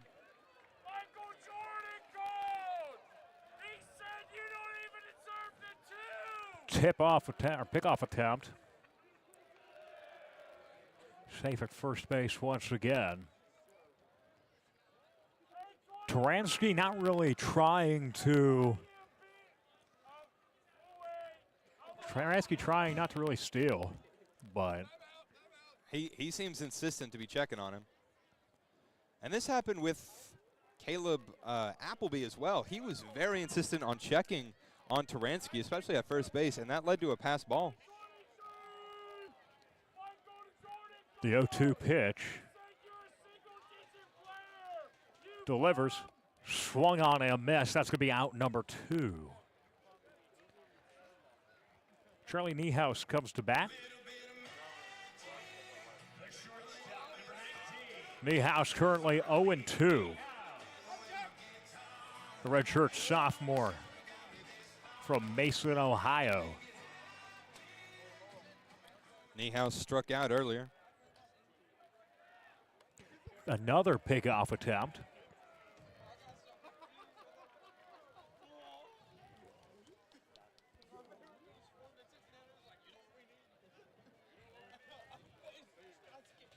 Chatwell delivers. That ball high, just at the C on the helmet. Well high. 1-0 is the count, 2 outs. Bearcats are leading at the bottom of the 6th. That was Chatwell's 71st pitch of the game. Gets set and delivers. That ball low. 2-0 is the count. And Roland Fanning might be looking towards the bullpen very shortly. Chatwell gets set. Looks to deliver. Swung on. That ball hit into center field. It's going back, and it's going to be caught. That's going to end the inning.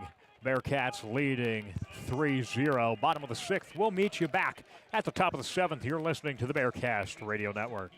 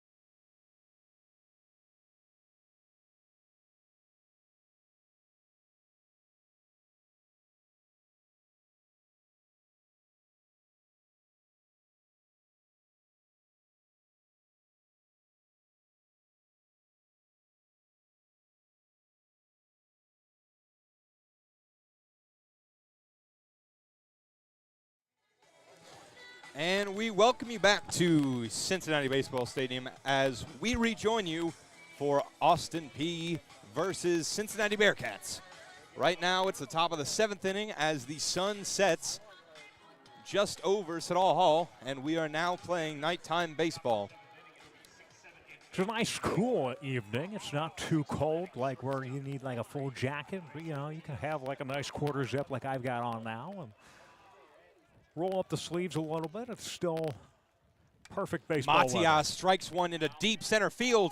It's going to be ranged back by Derek Pitts. More of a right center line drive, comfortably handled by a ranging Derek Pitts. And that's one pitch, one out for Dominic Mauro. And Andres Matias, after going 3 for 5, now 0 for 3. Maybe that endurance that we were talking about pregame starting to wear for Austin Peay. Paris Pridgeon will take the first ball low as a 1-0 count. Will start his at-bat. Mauro working out of his setup, fires, fouled, towering fly ball into foul territory. Will not be in play, and that lands in the stands. Almost killed an unsuspecting woman, as the count will fall to 1-1. Here, top of the 7th inning, Bearcats up 3-0 over the Austin Peay Governors. Dominic Mauro taking his time, readjusts his hat. 1 out here in the top of the 7th. Fires the 1-1. Right down the middle, Paris Pridgeon takes strike 2. And this siren calls, you know that means there's a potential strikeout brewing for Dominic Mauro. The 1-2. Fouled back into the net. We'll do it again.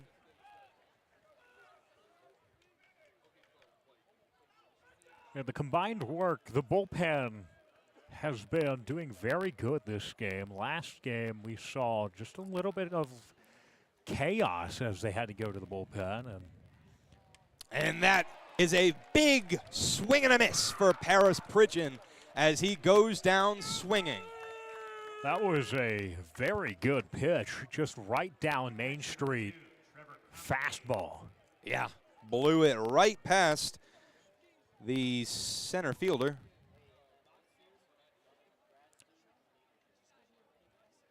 Trevor Conley now comes to the plate. Mauro fires, and that'll be in there. Just caught the bottom corner for strike 1 on Trevor Conley, the 8-hole hitter, grad student coming out of Mount Carmel, Ohio. And that'll be fouled back for strike 2. 0-2 the count now, 2 outs here in the top of the 7th. Yeah, we could be looking at a 3-up, 3-down right now. Well, now that I say that, it won't happen, but, you know. Yeah. There's been a lot of 3-up, 3-down so far in this contest. Been a pitching duel for every inning except the 5th. Here's the payoff pitch. Fouled into the left side street, and that's on. Goes perfectly over the fence on the Corey Ave. Corey Ave, excuse me. Don't know my streets. 0-2 still the count. Conley trying to battle his way out of a pitcher's count. Through and through. Mauro will try it again. Swinging, and that foul ball will bounce off of his leg. Can't imagine that feels great. And once more, we'll try it again, 0-2.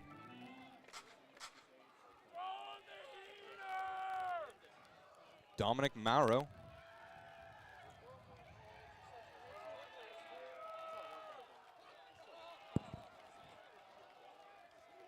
Mauro. The payoff pitch. And that's fouled again off of his leg. Mauro has been absolutely battling with Conley.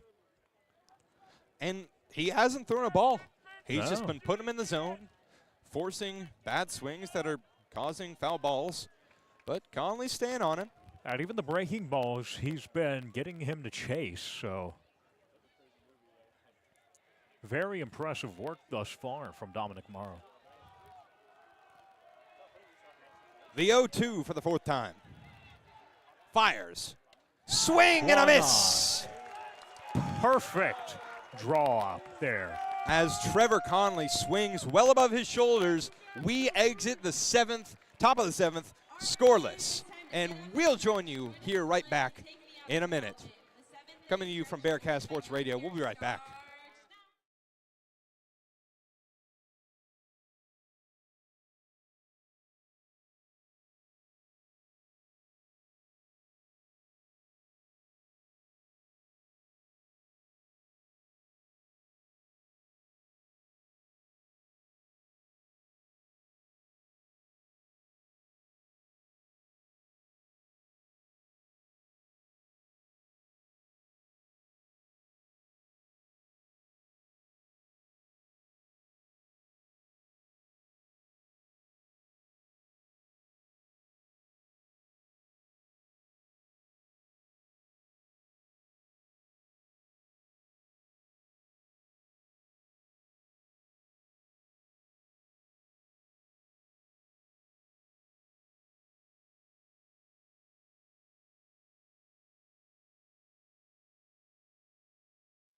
As we finish stretching here in Cincinnati Baseball Stadium, we rejoin you here with the Bearcat 3-0 lead in the bottom of the 7th. Due up is Conlon Daniel, Jackson Smith, and Derek Pitts, the baddest man in Clifton, in the bottom of the 7th. And Cade Shatwell will return to the mound for perhaps one more inning of work, or whatever Roland Fanning has hooked up as a plan for his pitchers. He's being very conservative with his bullpen use, even though he only used one bullpen arm in the previous contest today. Conlon Daniel will bring us back to the field to play as Shatwell will fire. And that one's high and inside. We'll start the count 1-0.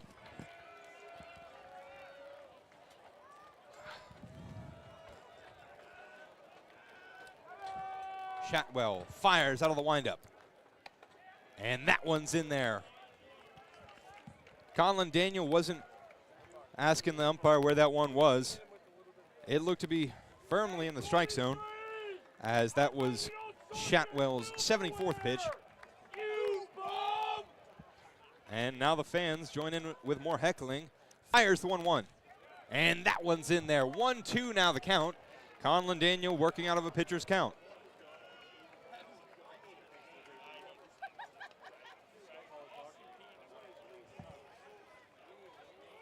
All things considered, and that one is grounded down foul, third base line. All things considered, Shatwell's pitching has been pretty good outside of that 5th inning where he gave up a couple of hits. And he never gave up anything massive. It was just a single double that was able to break that. And that one gets in there. Conlon Daniel goes down looking. 85-mile-an-hour breaking ball freezes Conlon Daniel and forces him back to the dugout.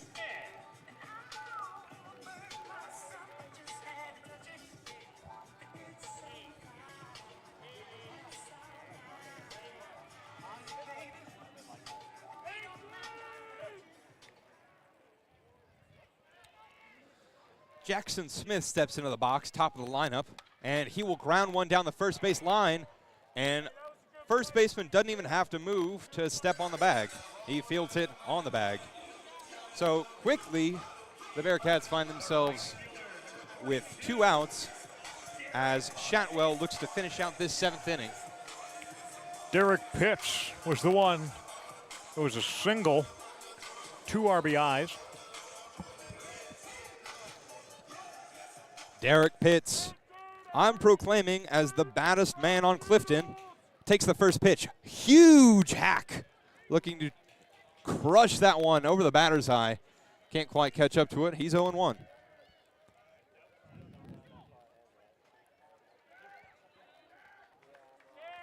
Derek Pitts standing right at the back of the batter's box. Messes with the timer. Fires another swinging strike. Pitts finds himself in an 0-2 hole.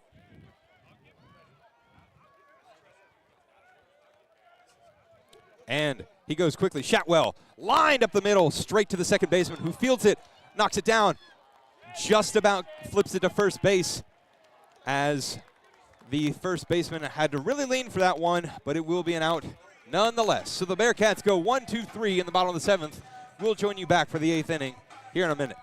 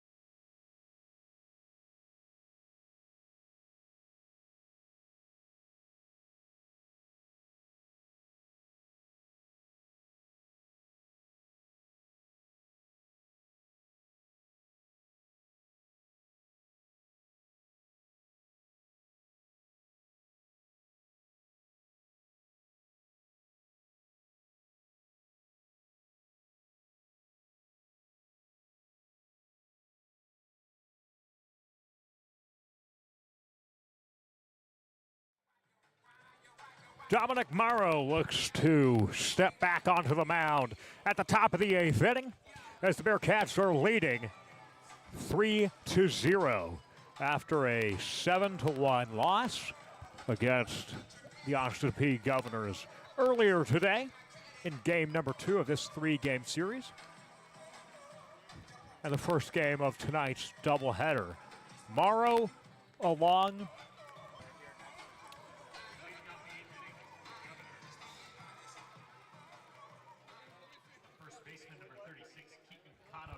who's our starting pitcher?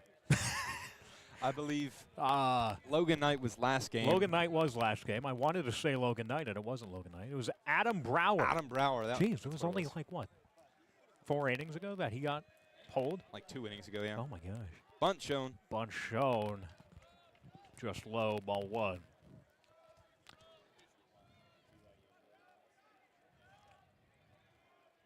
But between Dominic Morrow and Adam Brower, the two of them keeping Austin Peay scoreless.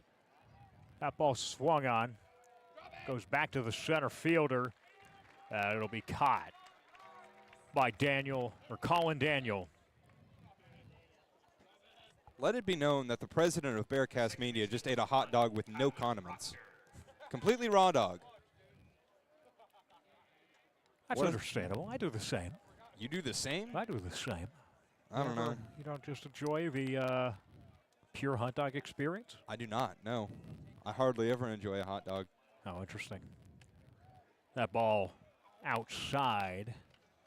They're going to call it strike 1. From where we're sitting, looked like it was going to be ball 1. No, it was ball 1. Score's got it wrong. In there for strike number 1. Count is now 1-1. Kyler Proctor thus far 2 for 3.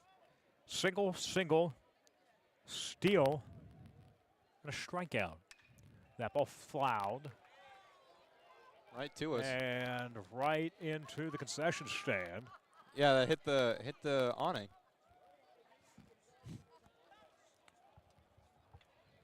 Harrell gets another ball. He gets ready to deliver to Proctor with the 1-2 count. Gets set. Has the pitch. Into the windup. Delivers that ball fouled right over our heads.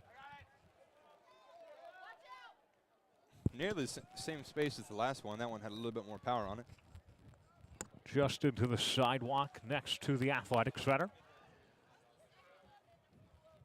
1-2, we'll do it again. Just a single out for the Governors this far. Delivers. And that's going to bounce into the Bearcats' dugout.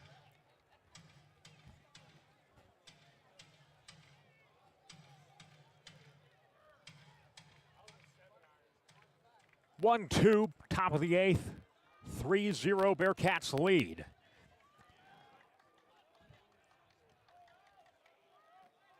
Morrow into the windup. They're going to say that was just outside. Where was that one? From where we're sitting, that looked like it was just painted, but they're going to say it was a ball.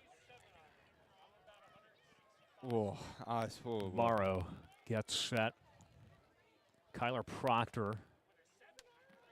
They're going to strike him out there. Normally I give umpires a lot of grace.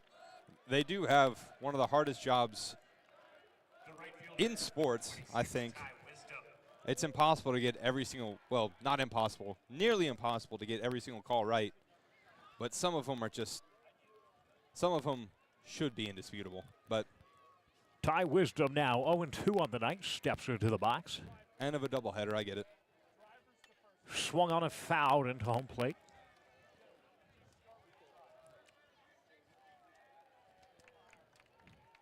And the sun is officially settled behind Hughes High School. It's starting to cool off now.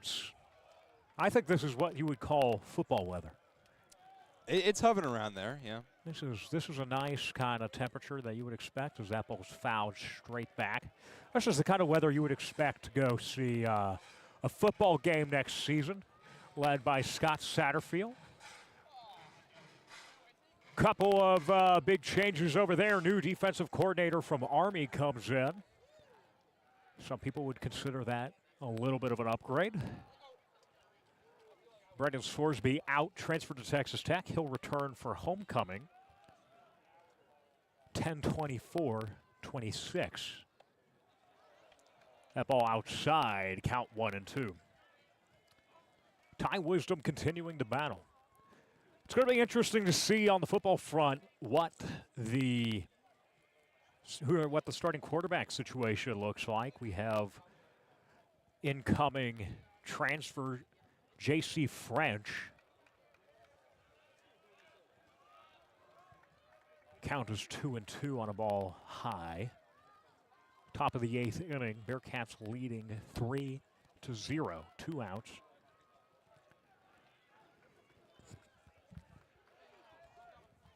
People are expecting football next year to not be so hot now that Sorsby's gone as the strikeout is called, but I have a good feeling.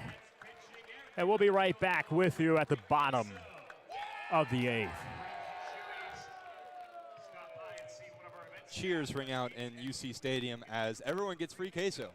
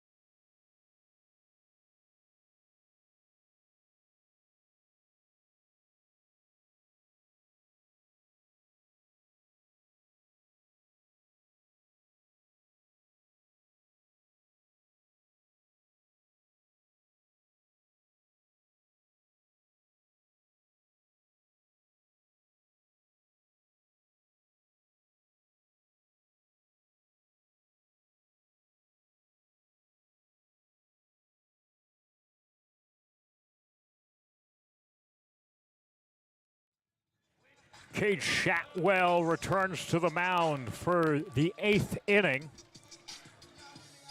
as he's only given up 3 runs in the 5th. Every other inning has been scoreless. He's done well to keep the Governors in position. And he looks to continue that now with strike number 1. A nice breaking ball that goes low gets Quentin Coates to swing. Quentin Coates has gone long already.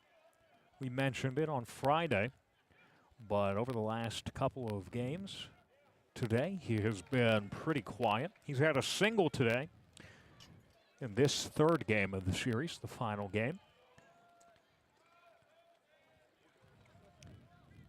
Coates steps back into the box. Chatwell delivers. That ball low and outside. 1-2 is the count. Bottom of the 8th inning. Chatwell pitches once again. That's straight back right to where we were sitting. Excuse me.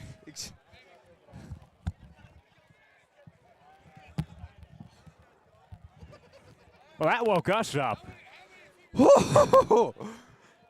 Oh. Came flying about maybe 5 feet away from our desk. Keep your head on a swivel here in the Bearcats media booth. Jeez. We're, for those listening, we're sitting right where the netting drops off. So we're in the danger zone. Okay. This is the deepest Cade Chatwell has ever gone in a game by some margin. His only other outings have lasted, his only other longest outing has lasted 5 innings. As you can see the Quentin Coates frustration as he strikes out. Batting next for the Bearcats, Jack Tilly. 0-3 for the night.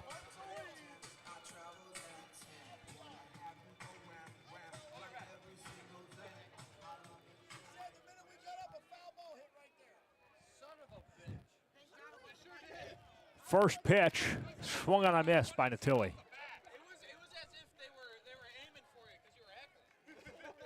Not me. My cousin. Yes, not me.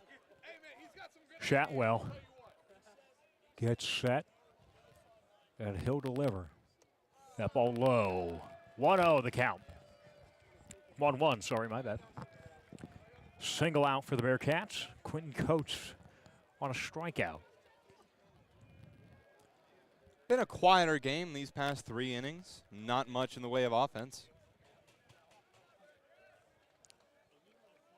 Delivers, swung on a miss.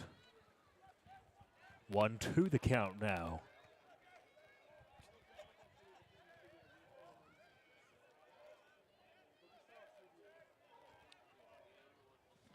Until he steps back in the 1-2 count. Delivers, fouled.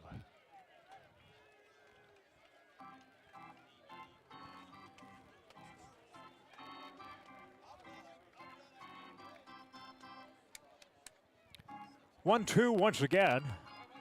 The ball kind of rolled out into the outfield. So now that that's cleared out,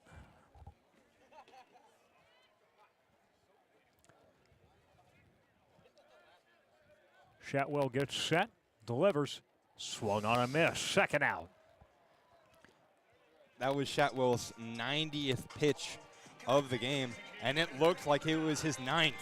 I mean, he has lost little to no velocity at all, and no break at all either. I mean, this is incredible.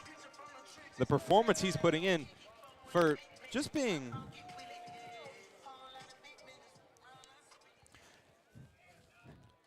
Well, so far after about 3 p.m., Cincinnati has been on a little bit of a tear.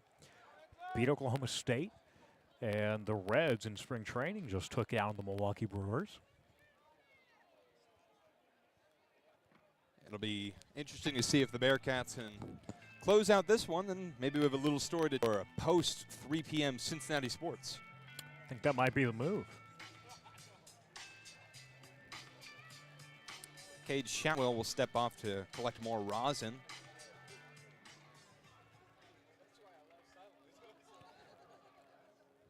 Shotwell gets set and he'll deliver. First pitch to Enzo and Felice. It's ball one. Count is 1-1.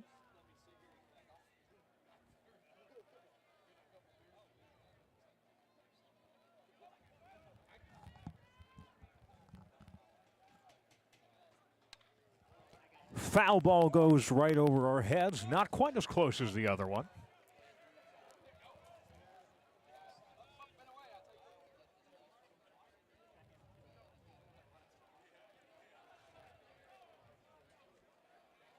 You know, maybe I wanted that ball to come closer, and I could be, you know, those clips you see of like most athletic commentators catch. That ball going to be bounced up to third base. Flipped over the first, and that'll end the inning. Bearcats still leading 3-0. You're listening to the Bearcats Radio Network.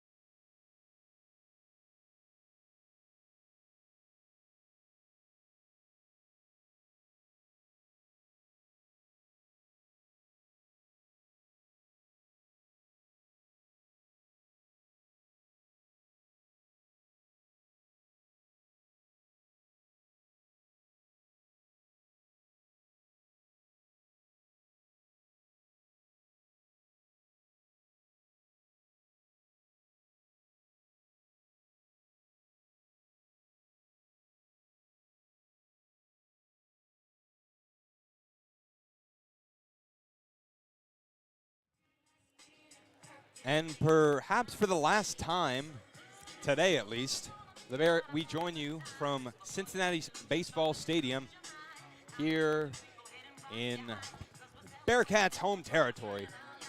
It is 3-0 Bearcats in the top of the ninth. Mauro looking to close this one out strong and take home 2 of 1, winning the series against the Austin Peay Governors. This will be his 32nd pitch of work. Looking for a strong finish to close out. Starting with Ray Velasquez. Fires to the righty.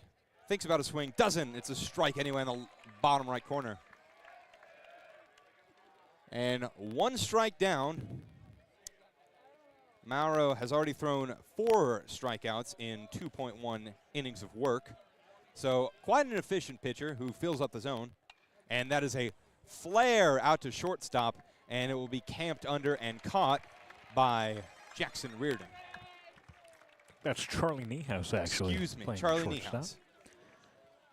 Reardon is at the hot corner, Niehaus. Oh, my goodness. We have been commentating baseball for nearly 7 hours. Full days of work. Yeah. That'll be a nice little payday. I'm kidding. Zion Taylor steps up to the bat. The lefty tries it again. And a deep drive. Shot out into deep center field, but it will be camped under by none other than Conlon Daniel. And the Governors find themselves down to their last out, and their last hope being the DH, Cole Johnson, number 24. He's 0-3 on the day. There will be a pinch hitter in. Excuse me, that's number 21, Derek Mitchell. He's just 1 for 3 on the year. Maybe the Governor's looking to put him in to get an extra at-bat while it's nearly just about over. That ball low. First pitch is a ball, low for Dominic Mauro. This will be an impressive comeback from the earlier affair, which ended fairly unceremoniously 7-1 victory for the Governors, as that one is swung on and missed by Derek Mitchell, the redshirt sophomore out of Plano. 1-1 the count. 2 outs, top of the 9th. Bearcats up 3-0. Looking to close this one out strong. Fires. And that is outside? Low? Outside and a high was the call. He's got a better view than us.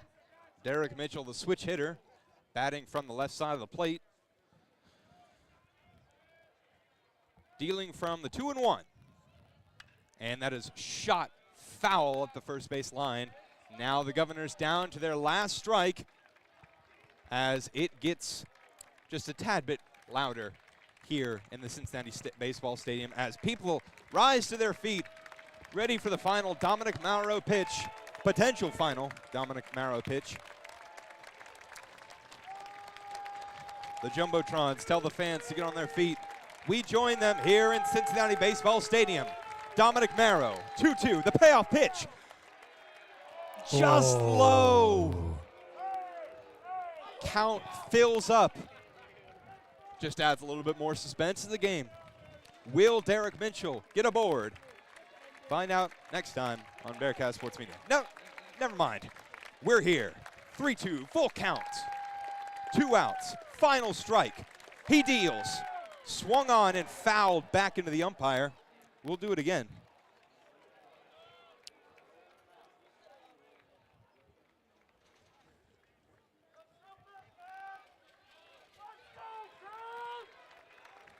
Three-two, full count, 2 outs, top of the 9th. Derek Mitchell at the bat. Mauro takes a deep breath. Finds the pitch he likes. From the windup, fires. A deep drive, that's foul. That is hit a long ways. 3-2, we do it again here in the Cincinnati Stadium. 2 outs. Dominic Mauro looking to finish this one out. Fires. Swung on and missed. Dominic Mauro gets the save. So the Bearcats will finish 2-3 on the series, takes 1 of 2 in the doubleheader, and ultimately a series win for the Bearcats, who needed it in the worst way. And that'll just about do it for us here at Cincinnati Baseball Stadium. I'm Miles Essenprice, joined to you by Chris Gonzalez as DJ Khaled plays in the background. It's a Bearcat victory. Awesome. Hey, Bearcat, you guys did awesome. Thank you so much. We'll see you next time here on Bearcat Sports Media.